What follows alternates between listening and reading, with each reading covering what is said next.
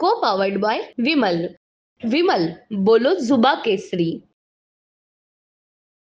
लोकसभेच्या निकालानुसार जी आकडेवारी आहे, ज्या ठिकाणी आघाड्या त्या संपूर्ण जी स्थिती आहे ती TV9 बाहेर काढते आणि या संपूर्ण बाबतीत बोलण्यासाठी आदित्यजी ठाकरे आहेत.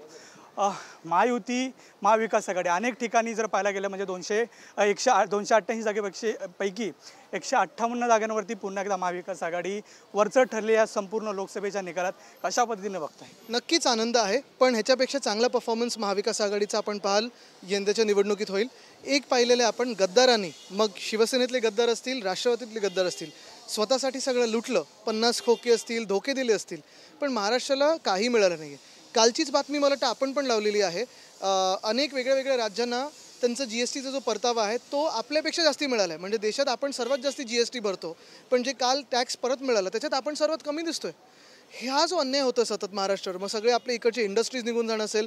पियुष गोयल साहेब बोललेले की टेस्ला पण जर आला तर देशात कुठेही देऊ, नुसतं महाराष्ट्रात देणार नाही.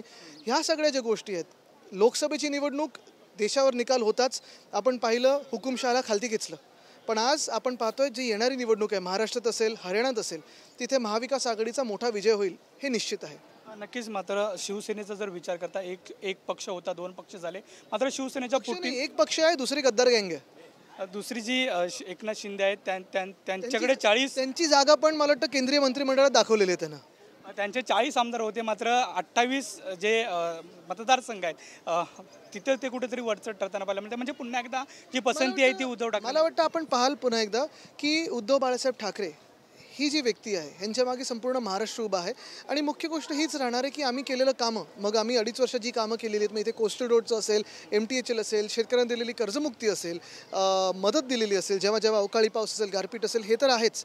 आणि गेल्या 2 वर्षात ह्या महाराष्ट्रात घातलेला गोंधळ भाजपांनी आणि मिंदे सरकारने हे लोकांसमोर आहे. अजूनही आपण पाहताय धार्मिक तेढ निर्माण करण्याचा प्रयत्न करतात, जातीमध्ये भांडण निर्माण करण्याचा प्रयत्न करतात, सोसायटीमध्ये भांडण निर्माण करण्याचा प्रयत्न करतात. जिथे भाजप आहे तिथे भांडण आहे, हे आता इक्वेशन ठरलेलं आहे. आणि म्हणून ही भांडणं आम्हाला महाराष्ट्रातून दूर ठेवायची आहेत. मुंबईतलं चित्र कसं असू शकतं? कारण मुंबईत पुन्हा एकदा उद्धव ठाकरे जे आहेत त्यांना पसंती मिळाली, 5-1 होऊ शकलं असतं. मात्र अमोल कीर्तीकरांची सुद्धा सीट काही तिथे गडबड झालेली दिसत आहे आणि ती पण आम्ही पाहतोय कसं काय त्याच्याकडे जायचं.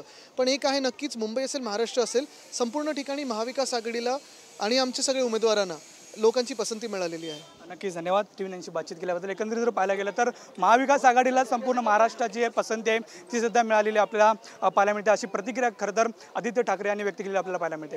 पुढे रोशन गायकवाडसह नंदकिशोर गावडे, TV9 मराठी, मुंबई. को पावर्ड बाय विमल. विमल बोलो जुबा केसरी.